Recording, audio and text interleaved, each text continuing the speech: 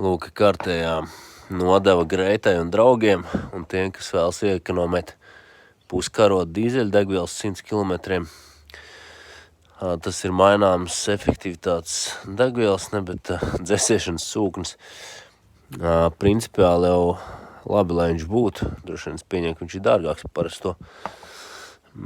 Tad viņam ir šeit elektromagnēts nākuši maina kanāliem šo šķērsgriezumu. Ar elektromagnētu tur varbūt nebūtu baigā problēma. Tas izskatās, ka pat ir nomaināms, bet man nepatīk situācija tāda, ka, labi, šis, saprot, ir tā kā silta motora stāvoklis. Un tūlīt parādīšu, kāds ir tā, kad ir augsts motors. Tā. Grūtiņ tā. Lūk, šāds stāvoklis, kad ir augsts motors, tā aizbīdās šī te čaula priekšā.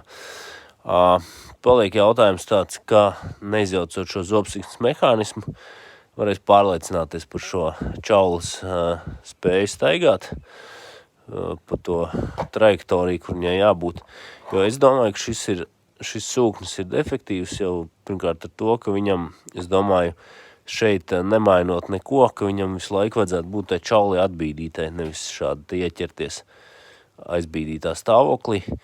Un jautājums paliek atklāts, kā neizjaucot šo te visu mehānismu var pārliecināties par to, kur viņi atrodas. Es domāju, ka nekā.